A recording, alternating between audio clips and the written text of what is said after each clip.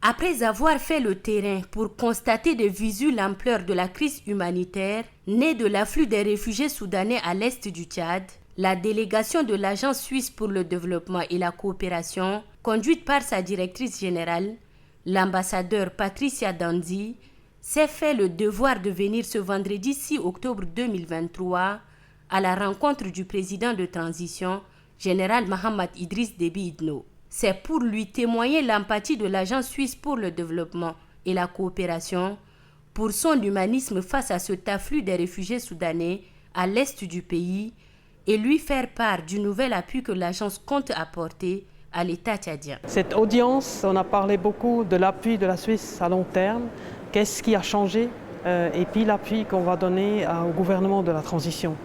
Pour nous, c'est important de pouvoir avoir la flexibilité de continuer notre appui pour que ça fasse sens, pour que les populations soient au centre de nos préoccupations, partout où ils sont, au Tchad. Tous les 4 ans, on a un nouveau programme de coopération. Ce nouveau programme de coopération, une partie c'est la transition, dans l'appui à la transition, l'autre c'est la sécurité alimentaire, la sécurité économique des populations à l'est, dans le sud, à l'ouest.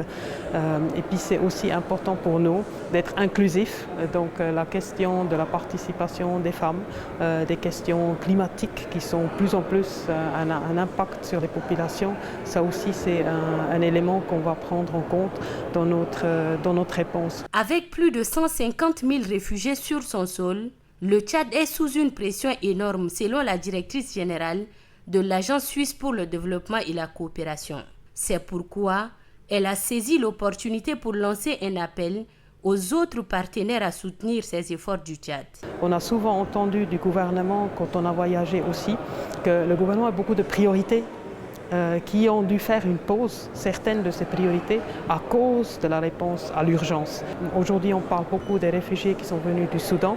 Et là, j'aimerais vraiment passer un message à la population tchadienne.